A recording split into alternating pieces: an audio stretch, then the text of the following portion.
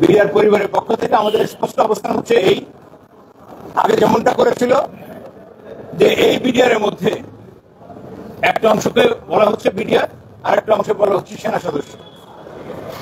আমরা এই বিষয়টা পরিষ্কারভাবে বলছি, যিনি বিডিআর এর অ্যাপয়েন্টমেন্ট পেয়েছেন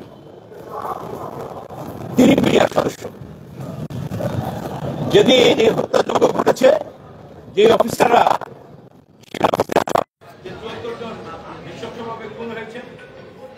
যারা সেনা অফিসার ছিলেন এদের সকলেরই বিডিআর এর পোশাক পরিধান ছিল, এরা বিডিআর পার্সোনাল ছিল।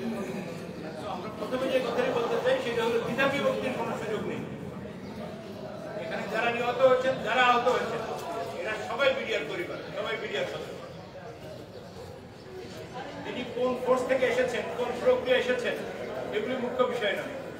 তো আজকে যারা বিভিন্ন মাধ্যমে আমাদের খুব কষ্ট লেগেছে যখন কিছু দায়িত্বশীল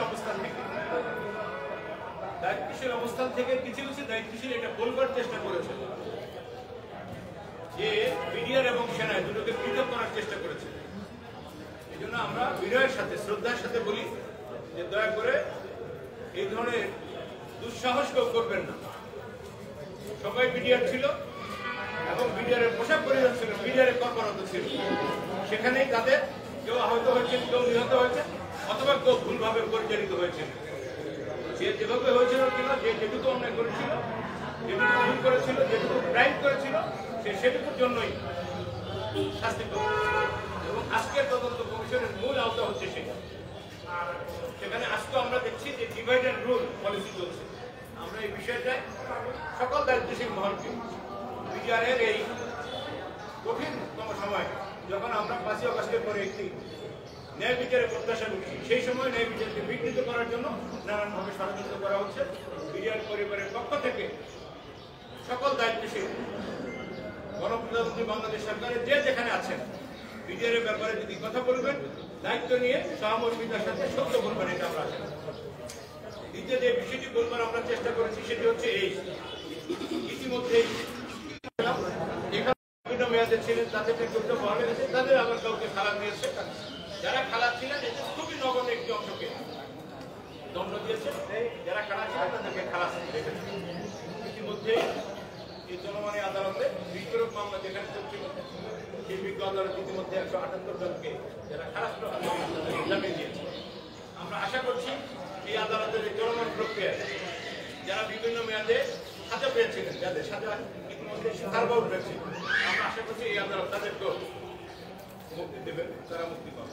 এমনি একটি অবস্থার মধ্যে এসে যখন একদিকে কেউ মুক্তি পাচ্ছেন, একটি অংশ মুক্তির জন্য প্রহর তুলছেন, আইনানুগভাবে তদন্ত কমিশন তদন্ত করছে, ঠিক তেমনি ভাবে আজকের এই দিবসকে জাতীয় সেনা দিবস ঘোষণা করা হয়েছে।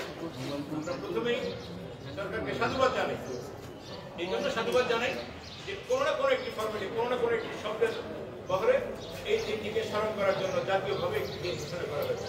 আমরা আরো খুশি হতাম, আরো ভালো হতো যদি এই দিনটাকে জাতীয় সেনা দিবস না ঘোষণা করে জাতীয় বিডিআর দিবস ঘোষণা করা হতো। কেন হতো? কারণ গোটা ঘটনাটি সাথে দুটি শব্দ ব্যাপকভাবে জড়িত, একটি হচ্ছে বিডিআর, একটি হচ্ছে পিলখানা। পিলখানা হত্যা দিবস হলে অনেক বেশি ভালো হতে পারত। পিলখানা হত্যা দিবস, হত্যা শব্দটি কিছুটা নেগেটিভ, সেটা না করেও যদি বিডিআর হত্যা দিবস এই নামে হতো, জাতীয় বিডিআর হত্যা দিবস, তাহলে অনেক ভালো হতো বলে আমরা মনে করি। তারপরেও এই দিনটিকে জাতির সামনে একটি কলঙ্কজনক দিন হিসেবে জাতির সামনে গোটা জাতিকে জেনারেশনকে জানানোর জন্য যে দিবসটি ঘোষণা করা হয়েছে, আমরা মাননীয় প্রধান উপদেষ্টা সহ সরকারকে সাধুবাদ জানাই। এবং একই সাথে এই দিনটিকে, এই শব্দটিকে রিফর্ম করা যায় কিনা, রিকারেক্ট করা যায় কিনা, সেই জন্য আমরা নিবেদন করব যে এই দিনটিকে জাতীয় বিডিআর হত্যা দিবস ঘোষণা করার জন্য। একইভাবে আমরা যে বিচার প্রক্রিয়া আছে, এই বিচার প্রক্রিয়ার মাধ্যমে যে যেভাবে যেখানে আছেন, সেই বিচার প্রক্রিয়াকে অনাহত কোনো শব্দ বলে, কোনো দায়িত্বশীল ব্যক্তির দায়িত্ব জ্ঞানহীন কোনো আচরণের মাধ্যমে যারা নিষ্পাপ, যারা কোনো অন্যায় করেননি, আমি একটি উদাহরণ দিয়ে আপনাদেরকে বলতে চাই। যিনি মৃত্যুদণ্ডপ্রাপ্ত হলেন হত্যা মামলায়, তিনি যেমন জেলে ছিলেন, যারা খালাস পেয়েছিলেন এই দীর্ঘ 17 বছর, তারাও তেমনি জেলে আছেন।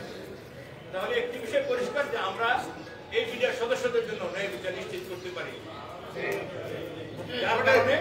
আজকে আবার তদন্ত কমিশন হচ্ছে এবং আমরা আশা করছি যে তদন্ত কমিশনের মাধ্যমে যারা প্রকৃত অর্থে অপরাধী তারা যেমন বিচারের আওতায় চলে আসবে।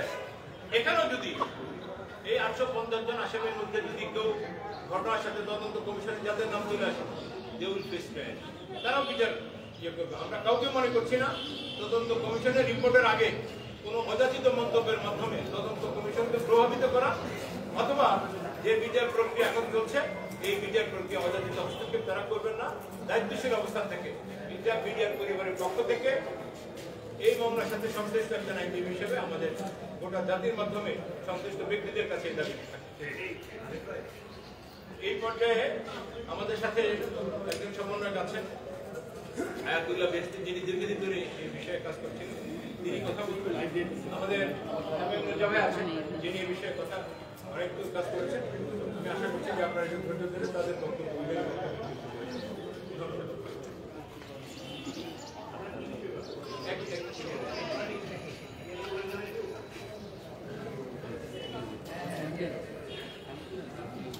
আমাদের দেশে কাজ করতে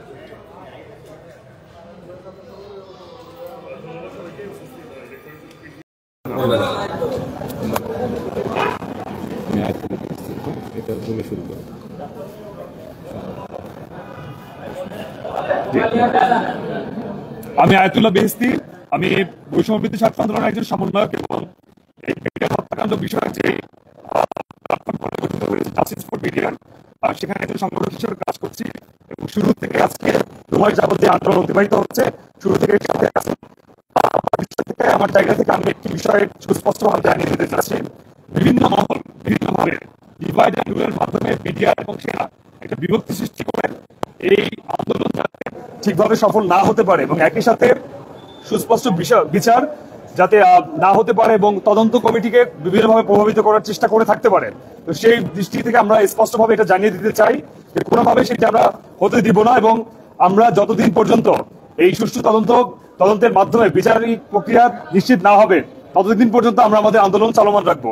এবং একই সাথে এটিও বলতে চাচ্ছি, আপনারা জানেন যে বিচারিক প্রক্রিয়ায় পূর্ববর্তী সময়ে যে ধরনের বিচার সংগঠিত হয়েছিল সেখানে আমরা স্পষ্টভাবে আমাদের জায়গা থেকে একটি সন্দেহ প্রকাশ করেছি এবং যার নিমিত্তে পরবর্তী সময়ে স্বাধীন তদন্ত কমিশন গঠন করা হয়েছে।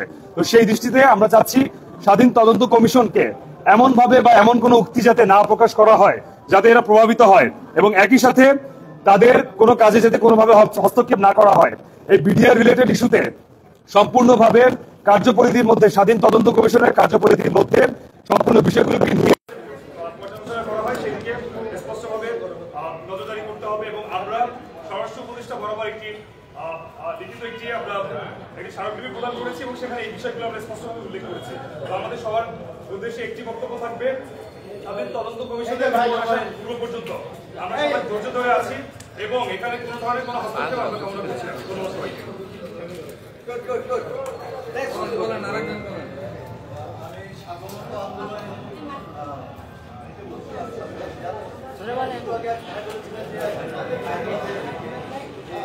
জোরে বলে ভাই মাইক্রোফোন দিন এই পাশে না না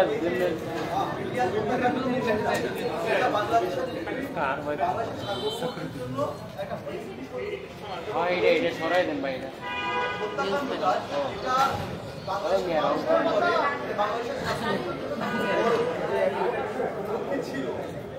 তার পরবর্তীতে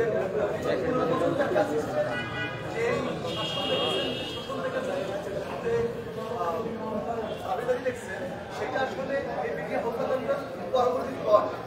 তো এই জায়গা থেকে আমরা বলতে চাই যে এটা সারা বাংলাদেশের মানুষেরই একটা চাওয়া এইটা তদন্তের মাধ্যমে যেহেতু জায়গা থেকে এটাকে ছেড়ে দিয়েছে, কিন্তু বাংলাদেশে 99% মানুষ মনে করে যে এই হত্যাকাণ্ডটা একটা ষড়যন্ত্র এবং আগ্রাসী শক্তি ছিল এখানে এবং এর ধারাবাহিকতাও আমরা দেখতে পেরেছি। এখানে সেনা সদস্য বা মিডিয়া এটাকে আলাদা করে আমরা যেটা খেয়াল করেছি এটাই বাস্তব যে এখানে যারা সেনা থেকে হয়েছিল তারা মিডিয়ার সাথে মিডিয়ার অফিসার ছিল।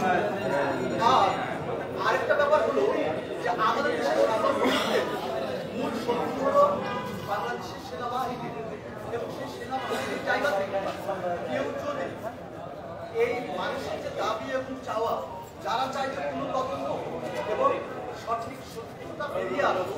সেই জায়গায় যদি কেউ ঠিক এবং বাঘের বিষয়টাকে নিয়ে আসে এবং সরাসরি সেখানে দায়টা চাপিয়ে দিতে চায়, তবে আমরা মনে করি এটা ভুল হবে। কারণ আপনাকে মানুষ বিশ্বাস করতে চায় বিগত দিনের যে ময়লা আপনার গায়ে লেগে আছে সেইগুলো মানুষ ভুলে যেতে বসেছে। আমাদের মানুষকে ভুলে যেতে হবে একমাত্র বাংলাদেশের স্বার্থে। আমরা বরাবরই চেয়েছি স্বাধীনতা আন্দোলন থেকে যে বিডিআরের যারা প্রকৃত দোষী তাদের শাস্তি তো হতেই হবে এবং তাদের মাধ্যমে এখানে বিদেশি শক্তির যে সহায়তা করেছে সেগুলো যেন প্রকাশ পায় এবং তদন্ত কমিটির মাধ্যমে সেটা অতি দ্রুত প্রকাশ করে বলে আমরা বিশ্বাস করি।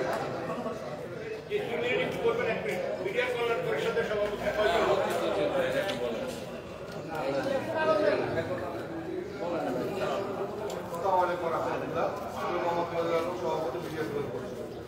আমি আপনাদের মাধ্যমে আজকে দুটো জিনিস পরিষ্কার করবো।